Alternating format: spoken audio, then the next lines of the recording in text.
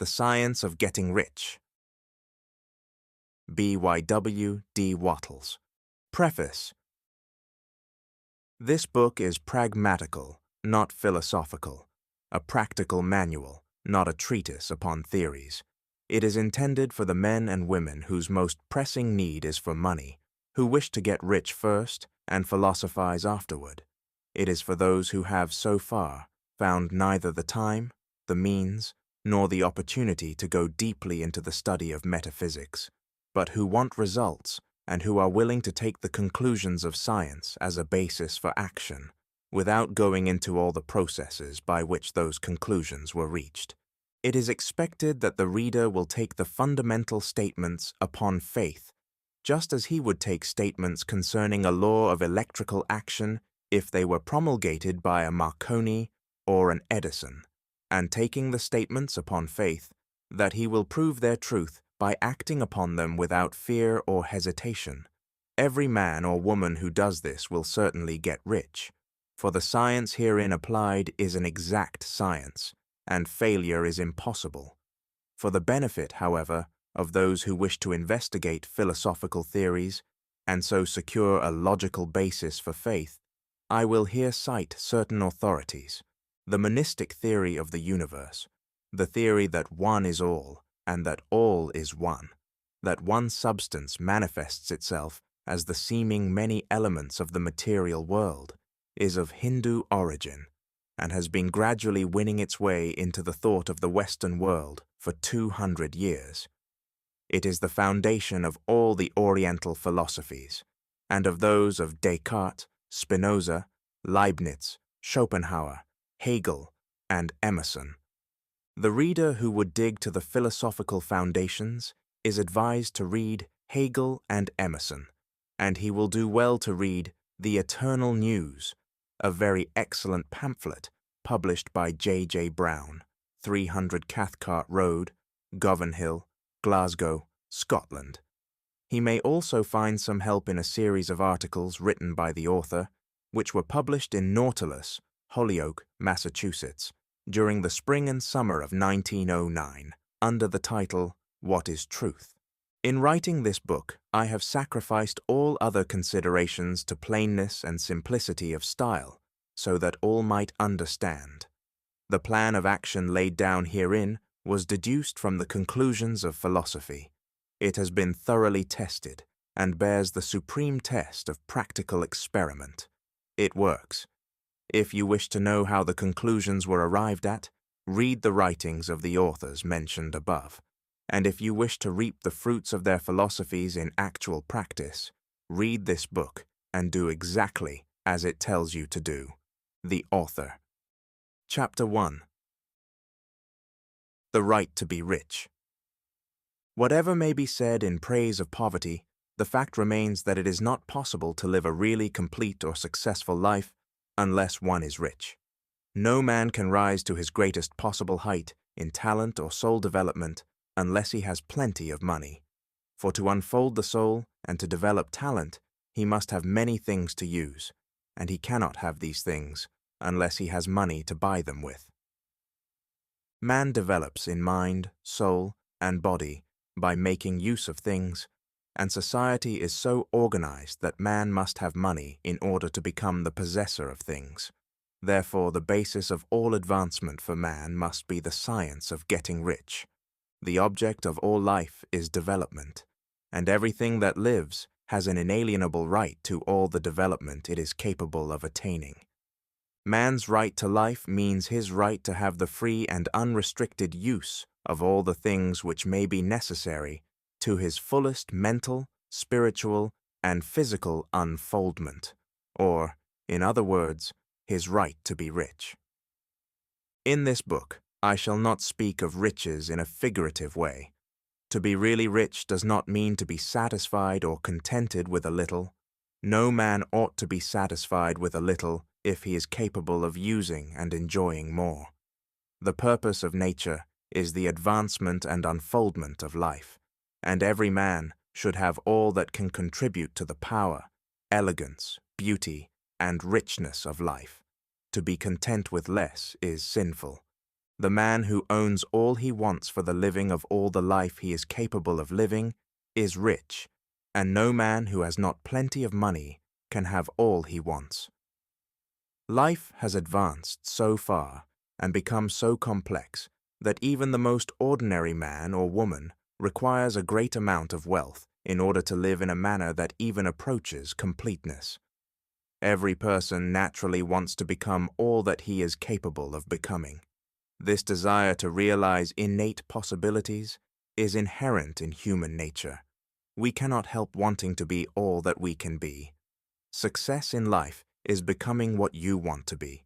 You can become what you want to be only by making use of things, and you can have the free use of things only as you become rich enough to buy them. To understand the science of getting rich is therefore the most essential of all knowledge. There is nothing wrong in wanting to get rich. The desire for riches is really the desire for a richer, fuller, and more abundant life, and that desire is praiseworthy. The man who does not desire to live more abundantly is abnormal, and so the man who does not desire to have money enough to buy all he wants is abnormal. There are three motives for which we live. We live for the body, we live for the mind, and we live for the soul. No one of these is better or holier than the other. All are alike desirable, and no one of the three, body, mind, or soul, can live fully if either of the others is cut short of full life and expression. It is not right or noble to live only for the soul and deny mind or body, and it is wrong to live for the intellect and deny body and soul. We are all acquainted with the loathsome consequences of living for the body and denying both mind and soul, and we see that real life means the complete expression of all that man can give forth through body, mind, and soul. Whatever he may say, no man can be really happy or satisfied unless his body is living fully in every function, and unless the same is true of his mind and his soul. Wherever there is unexpressed possibility or function not performed, there is unsatisfied desire. Desire is possibility seeking expression or function seeking performance. Man cannot live fully in body without good food, comfortable clothing, and warm shelter, and without freedom from excessive toil. Rest and recreation are also necessary to his physical life. He cannot live fully in mind without books and time to study them, without opportunity for travel and observation, or without intellectual companionship. To live fully in mind, he must have intellectual recreations, and must surround himself with all the objects of art and beauty he is capable of using and appreciating. To live fully in soul, man must have love, and love is denied expression by poverty. Man's highest happiness is found in the bestowal of benefits on those he loves. Love finds its most natural and spontaneous expression in giving. The man who has nothing to give cannot fill his place as a husband or father, as a citizen, or as a man. It is in the use of material things that man finds full life for his body, develops his mind, and unfolds his soul. It is therefore of supreme importance to him that he should be rich. It is perfectly right that you should desire to be rich. If you are a normal man or woman, you cannot help doing so. It is perfectly right that you should give your best attention to the science of getting rich, for it is the noblest and most necessary of all studies. If you neglect this study, you are derelict in your duty to yourself, to God, and to humanity, for you can render God and humanity no greater service than to make the most of yourself. Chapter 2. There is a science of getting rich. There is a science of getting rich, and it is an exact science, like algebra or arithmetic. There are certain laws which govern the process of acquiring riches. Once these laws are learned and obeyed by any man, he will get rich with mathematical certainty. The ownership of money and property comes as a result of doing things in a certain way. Those who do things in this certain way whether on purpose or accidentally, get rich, while those who do not do things in this certain way, no matter how hard they work or how able they are, remain poor. It is a natural law that like causes always produce like effects, and therefore, any man or woman who learns to do things in this certain way will infallibly get rich. That the above statement is true is shown by the following facts. Getting rich is not a matter of environment, for if it were, all the people in certain neighborhoods would become wealthy. The people of one city would all be rich, while those of other towns would all be poor. Or the inhabitants of one state would roll in wealth, while those of an adjoining state would be in poverty. But everywhere we see rich and poor living side by side, in the same environment, and often engaged in the same vocations. When two men are in the same locality and in the same business, and one gets rich while the other remains poor, it shows that getting rich is not, primarily, a matter of environment. Some environments may be more favorable than others, but when two men in the same business are in the same neighborhood, and one gets rich while the other fails, it indicates that getting rich is the result of doing things in a certain way. And further, the ability to do things in this certain way is not due solely to the possession of talent, for many people who have great talent remain poor, while others who have very little talent get rich. Studying the people who have got rich, we find that they are an average lot in all respects, having no greater talents and abilities than other men. It is evident that they do not get rich because they possess talents and abilities that other men have not, but because they happen to do things in a certain way. Getting rich is not the result of saving or thrift. Many very penurious people are poor, while free spenders often get rich.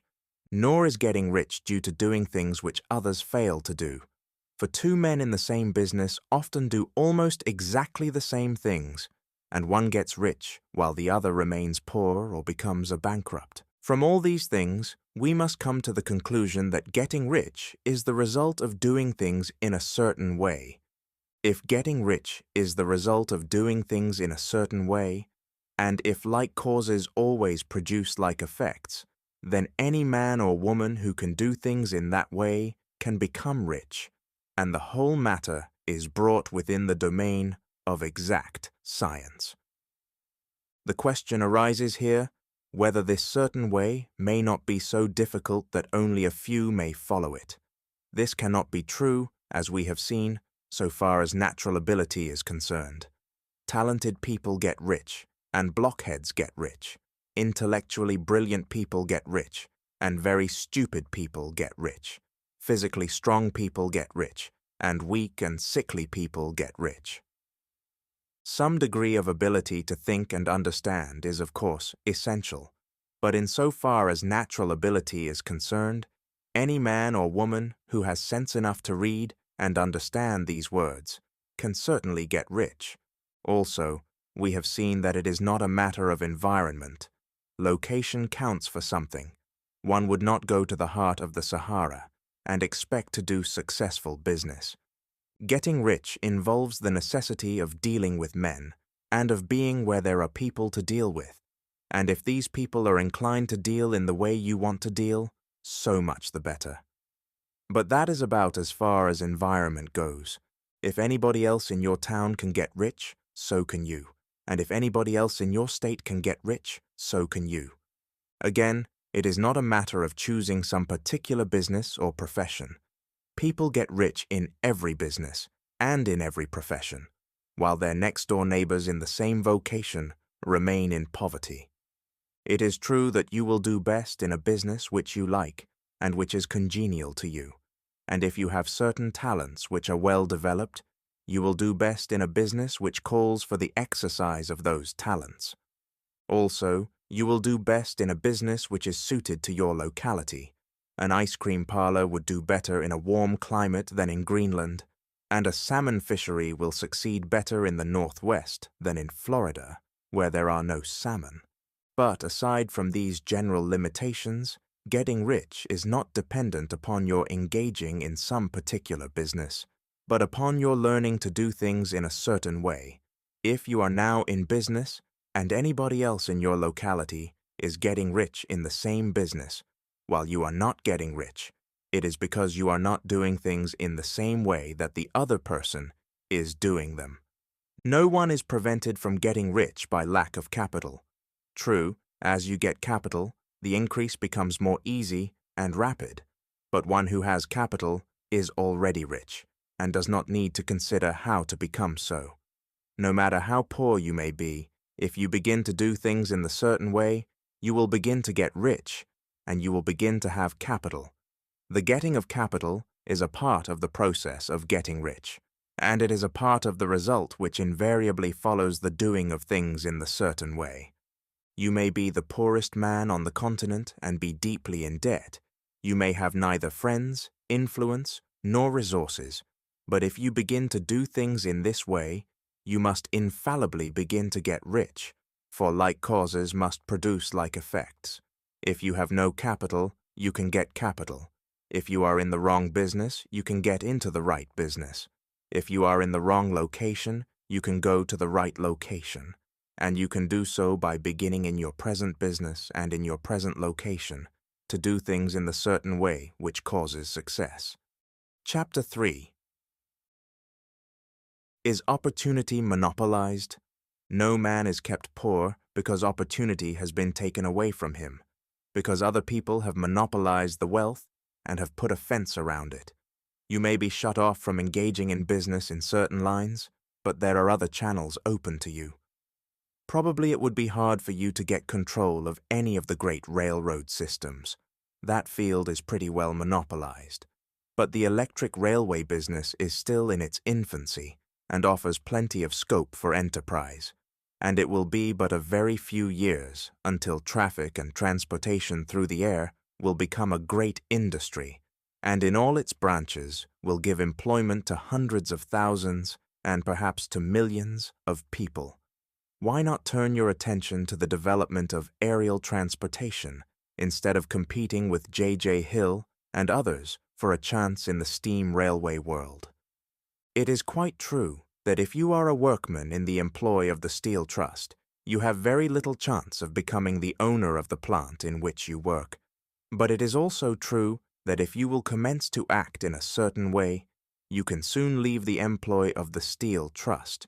You can buy a farm of from 10 to 40 acres and engage in business as a producer of foodstuffs. There is great opportunity at this time for men who will live upon small tracts of land and cultivate the same intensively. Such men will certainly get rich. You may say that it is impossible for you to get the land, but I am going to prove to you that it is not impossible, and that you can certainly get a farm if you will go to work in a certain way. At different periods, the tide of opportunity sets in different directions, according to the needs of the whole and the particular stage of social evolution which has been reached. At present, in America, it is setting toward agriculture and the allied industries and professions. Today, opportunity is open before the farmer in his line, more than before the factory worker in his line.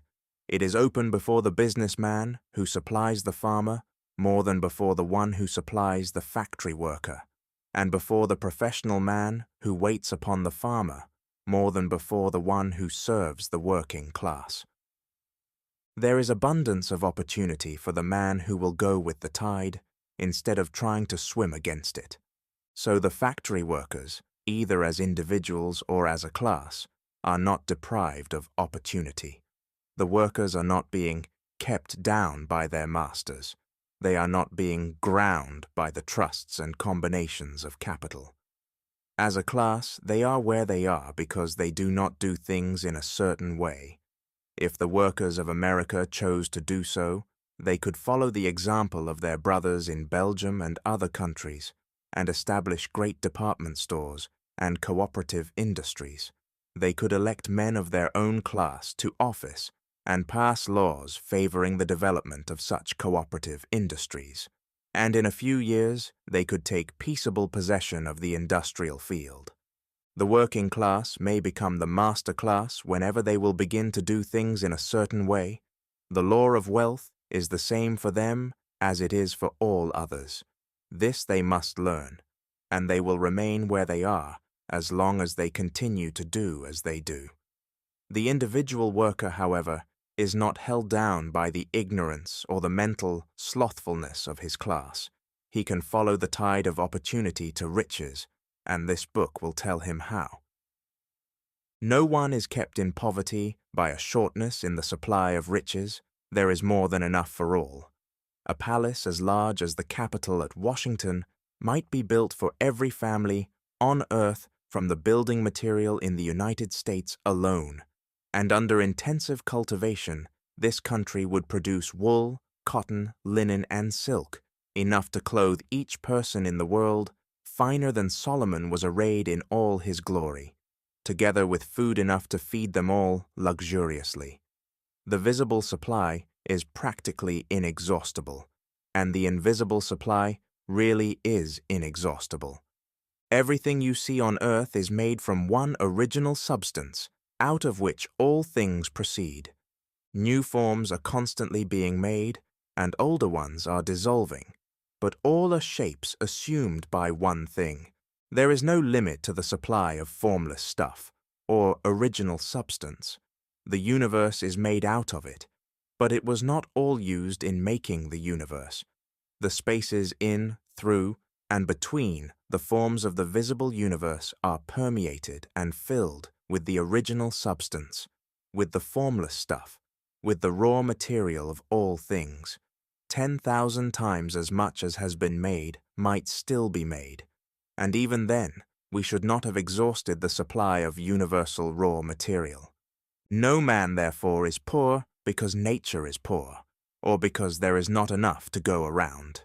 Nature is an inexhaustible storehouse of riches. The supply will never run short. Original substance is alive with creative energy and is constantly producing more forms. When the supply of building material is exhausted, more will be produced.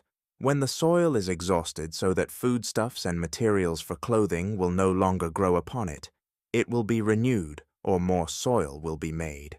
When all the gold and silver has been dug from the earth, if man is still in such a stage of social development that he needs gold and silver, more will be produced from the formless. The formless stuff responds to the needs of man. It will not let him be without any good thing. This is true of man collectively.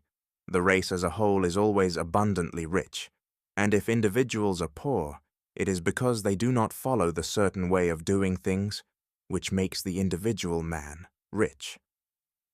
The formless stuff is intelligent. It is stuff which thinks. It is alive, and is always impelled toward more life.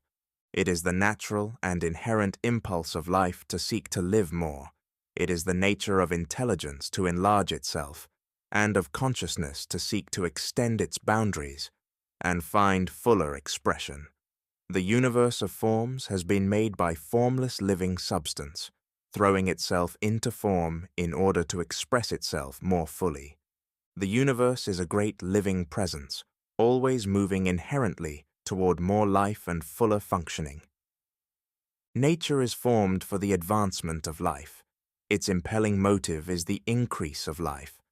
For this cause, everything which can possibly minister to life is bountifully provided. There can be no lack unless God is to contradict himself and nullify his own works. You are not kept poor by lack in the supply of riches. It is a fact which I shall demonstrate a little farther on, that even the resources of the formless supply are at the command of the man or woman who will act and think in a certain way. Chapter 4. The first principle in the science of getting rich. Thought is the only power which can produce tangible riches from the formless substance. The stuff from which all things are made is a substance which thinks, and a thought of form in this substance produces the form. Original substance moves according to its thoughts. Every form and process you see in nature is the visible expression of a thought in original substance. As the formless stuff thinks of a form, it takes that form. As it thinks of a motion, it makes that motion. That is the way all things were created. We live in a thought world, which is part of a thought universe. The thought of a moving universe extended throughout formless substance. And the thinking stuff, moving according to that thought, took the form of systems of planets, and maintains that form. Thinking substance takes the form of its thought, and moves according to the thought. Holding the idea of a circling system of suns and worlds, it takes the form of these bodies, and moves them as it thinks. Thinking the form of a slow-growing oak tree, it moves accordingly and produces the tree, though centuries may be required to do the work. In creating, the formless seems to move according to the lines of motion it has established. The thought of an oak tree does not cause the instant formation of a full-grown tree, but it does start in motion the forces which will produce the tree, along established lines of growth. Every thought of form, held in thinking substance, causes the creation of the form, but always, or at least generally, along lines of growth and action already established. The thought of a house of a certain construction, if it were impressed upon formless substance, might not cause the instant formation of the house, but it would cause the turning of creative energies, already working in trade and commerce, into such channels as to result in the speedy building of the house. And if there were no existing channels through which the creative energy could work, then the house would be formed directly from primal substance, without waiting for the slow processes of the organic and inorganic world. No thought of form can be impressed upon original substance without causing the creation of the form. Man is a thinking center, and can originate thought. All the forms that man fashions with his hands must first exist in his thought. He cannot shape a thing until he has thought that thing. And so far, man has confined his efforts wholly to the work of his hands. He has applied manual labor to the world of forms, seeking to change or modify those already existing. He has never thought of trying to cause the creation of new forms by impressing his thoughts upon formless substance. When man has a thought form, he takes material from the forms of nature, and makes an image of the form which is in his mind. He has, so far, made little or no effort to cooperate with formless intelligence, to work with the Father. He has not dreamed that he can do what he sees the Father doing. Man reshapes and modifies existing forms by manual labor.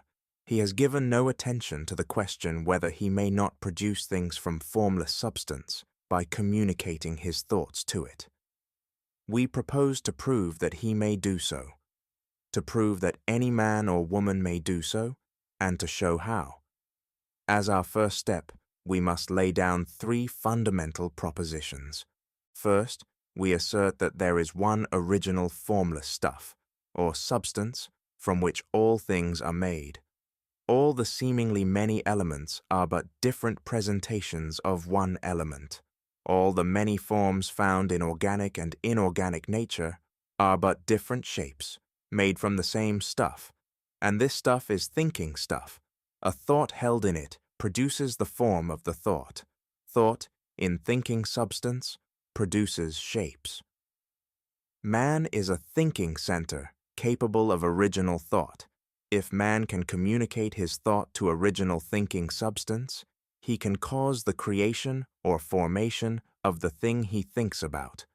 To summarize this, there is a thinking stuff from which all things are made, and which, in its original state, permeates, penetrates, and fills the interspaces of the universe. A thought, in this substance, produces the thing that is imaged by the thought. Man can form things in his thought, and by impressing his thought upon formless substance, can cause the thing he thinks about to be created. It may be asked if I can prove these statements, and without going into details, I answer that I can do so. both by logic and experience. Reasoning back from the phenomena of form and thought, I come to one original thinking substance, and reasoning forward from this thinking substance, I come to man's power to cause the formation of the thing he thinks about. And by experiment, I find the reasoning true, and this is my strongest proof. If one man who reads this book gets rich by doing what it tells him to do, that is evidence in support of my claim. But if every man who does what it tells him to do gets rich, that is positive proof until someone goes through the process and fails.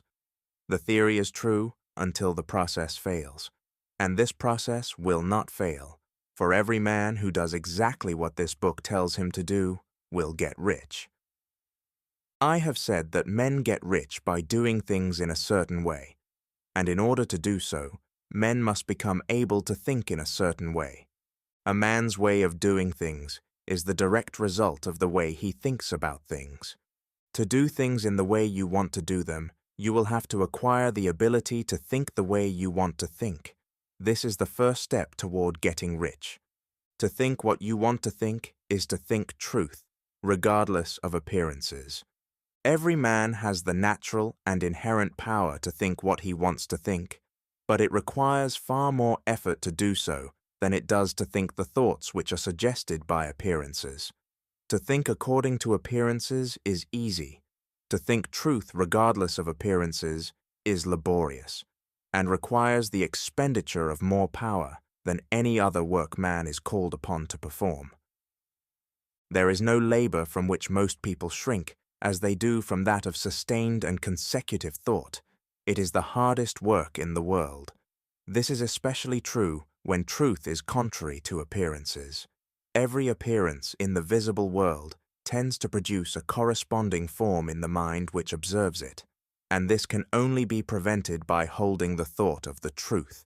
To look upon the appearance of disease will produce the form of disease in your own mind, and ultimately in your body, unless you hold the thought of the truth, which is that there is no disease. It is only an appearance, and the reality is health. To look upon the appearances of poverty will produce corresponding forms in your own mind, unless you hold to the truth that there is no poverty, there is only abundance. To think health when surrounded by the appearances of disease, or to think riches when in the midst of appearances of poverty, requires power. But he who acquires this power becomes a master mind. He can conquer fate, he can have what he wants. This power can only be acquired by getting hold of the basic fact which is behind all appearances, and that fact is that there is one thinking substance, from which and by which all things are made. Then we must grasp the truth that every thought held in this substance becomes a form, and that man can so impress his thoughts upon it as to cause them to take form and become visible things. When we realize this, we lose all doubt and fear, for we know that we can create what we want to create. We can get what we want to have, and can become what we want to be. As a first step toward getting rich, you must believe the 3 fundamental statements given previously in this chapter, and in order to emphasize them, I repeat them here. There is a thinking stuff from which all things are made, and which, in its original state, permeates, penetrates, and fills the interspaces of the universe. A thought in this substance produces the thing that is imaged by the thought. Man can form things in his thought, and by impressing his thought upon formless substance, can cause the thing he thinks about to be created. You must lay aside all other concepts of the universe than this monistic one, and you must dwell upon this until it is fixed in your mind and has become your habitual thought. Read these creed statements over and over again. Fix every word upon your memory, and meditate upon them until you firmly believe what they say. If a doubt comes to you, cast it aside as a sin. Do not listen to arguments against this idea. Do not go to churches or lectures where a contrary concept of things is taught or preached. Do not read magazines or books which teach a different idea. If you get mixed up in your faith, all your efforts will be in vain. Do not ask why these things are true, nor speculate as to how they can be true. Simply take them on trust. The science of getting rich begins with the absolute acceptance of this faith. Chapter 5. Increasing life. You must get rid of the last vestige of the old idea that there is a deity whose will it is that you should be poor, or whose purposes may be served by keeping you in poverty. The intelligent substance which is all, and in all, and which lives in all, and lives in you, is a consciously living substance. Being a consciously living substance, it must have the natural and inherent desire of every living intelligence for increase of life. Every living thing must continually seek for the enlargement of its life, because life, in the mere act of living, must increase itself.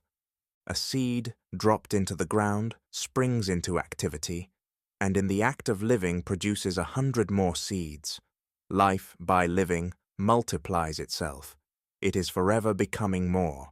It must do so, if it continues to be at all. Intelligence is under this same necessity for continuous increase. Every thought we think makes it necessary for us to think another thought. Consciousness is continually expanding. Every fact we learn leads us to the learning of another fact. Knowledge is continually increasing. Every talent we cultivate brings to the mind the desire to cultivate another talent. We are subject to the urge of life, seeking expression, which ever drives us on to know more, to do more, and to be more. In order to know more, do more, and be more, we must have more. We must have things to use, for we learn, and do, and become, only by using things. We must get rich, so that we can live more. The desire for riches is simply the capacity for larger life-seeking fulfillment. Every desire is the effort of an unexpressed possibility to come into action. It is power-seeking to manifest which causes desire.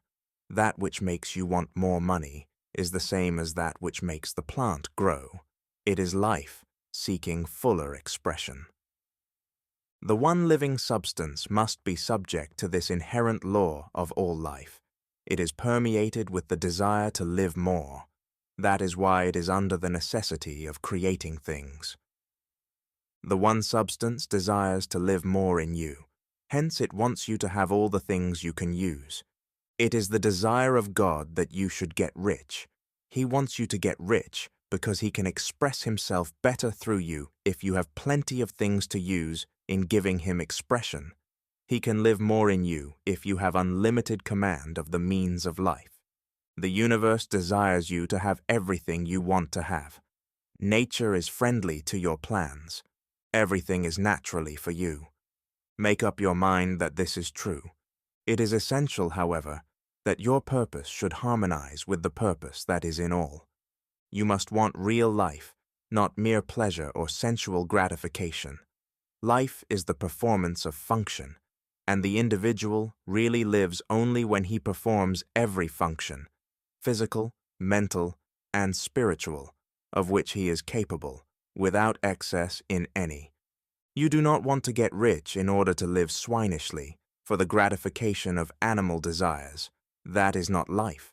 But the performance of every physical function is a part of life, and no one lives completely who denies the impulses of the body a normal and healthful expression. You do not want to get rich solely to enjoy mental pleasures, to get knowledge, to gratify ambition, to outshine others, to be famous. All these are a legitimate part of life, but the man who lives for the pleasures of the intellect alone will only have a partial life, and he will never be satisfied with his lot. You do not want to get rich solely for the good of others, to lose yourself for the salvation of mankind, to experience the joys of philanthropy and sacrifice.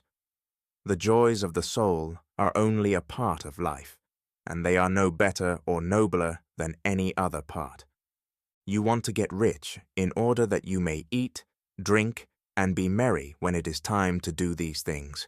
in order that you may surround yourself with beautiful things, see distant lands, feed your mind, and develop your intellect, in order that you may love men and do kind things, and be able to play a good part in helping the world to find truth. But remember that extreme altruism is no better and no nobler than extreme selfishness. Both are mistakes. Get rid of the idea that God wants you to sacrifice yourself for others and that you can secure His favor by doing so. God requires nothing of the kind. What He wants is that you should make the most of yourself, for yourself and for others, and you can help others more by making the most of yourself than in any other way. You can make the most of yourself only by getting rich, so it is right and praiseworthy that you should give your first and best thought to the work of acquiring wealth. Remember, however, that the desire of substance is for all, and its movements must be for more life to all. It cannot be made to work for less life to any, because it is equally in all, seeking riches and life. Intelligent substance will make things for you, but it will not take things away from someone else and give them to you. You must get rid of the thought of competition. You are to create, not to compete for what is already created. You do not have to take anything away from anyone. You do not have to drive sharp bargains. You do not have to cheat or to take advantage. You do not need to let any man work for you for less than he earns. You do not have to covet the property of others, or to look at it with wishful eyes. No man has anything of which you cannot have the like, and that without taking what he has away from him. You are to become a creator, not a competitor. You are going to get what you want, but in such a way that when you get it, every other man will have more than he has now. I am aware that there are men who get a vast amount of money by proceeding in direct opposition to the statements in the paragraph above, and may add a word of explanation here.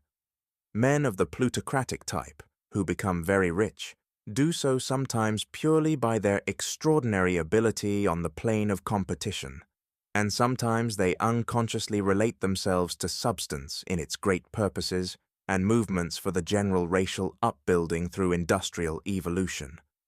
Rockefeller, Carnegie, Morgan, et al. Have been the unconscious agents of the Supreme in the necessary work of systematizing and organizing productive industry, and in the end, their work will contribute immensely toward increased life for all. Their day is nearly over. They have organized production and will soon be succeeded by the agents of the multitude who will organize the machinery of distribution. The multimillionaires are like the monster reptiles of the prehistoric eras. They play a necessary part in the evolutionary process, but the same power which produced them will dispose of them. And it is well to bear in mind that they have never been really rich. A record of the private lives of most of this class will show that they have really been the most abject and wretched of the poor. Riches secured on the competitive plane are never satisfactory and permanent. They are yours today and another's tomorrow. Remember, if you're to become rich in a scientific and certain way, you must rise entirely out of the competitive thought. You must never think for a moment that the supply is limited. Just as soon as you begin to think that all the money is being cornered and controlled by bankers and others, and that you must exert yourself to get laws passed to stop this process, and so on. In that moment you drop into the competitive mind, and your power to cause creation is gone for the time being. And what is worse, you will probably arrest the creative movements you have already instituted. Know that there are countless millions of dollars worth of gold in the mountains of the earth, not yet brought to light, and know that if there were not, more would be created from thinking substance to supply your needs. Know that the money you need will come, even if it is necessary for 1,000 men to be led to the discovery of new gold mines tomorrow. Never look at the visible supply. Look always at the limitless riches in formless substance, and know that they are coming to you as fast as you can receive and use them. Nobody by cornering the visible supply, can prevent you from getting what is yours. So never allow yourself to think for an instant that all the best building spots will be taken before you get ready to build your house, unless you hurry. Never worry about the trusts and combines, and get anxious for fear they will soon come to own the whole earth. Never get afraid that you will lose what you want because some other person beats you to it. That cannot possibly happen. You are not seeking anything that is possessed by anybody else. You are causing what you want to be created from formless substance, and the supply is without limits. Stick to the formulated statement, : There is a thinking stuff from which all things are made, and which, in its original state, permeates, penetrates, and fills the interspaces of the universe. A thought in this substance produces the thing that is imaged by the thought.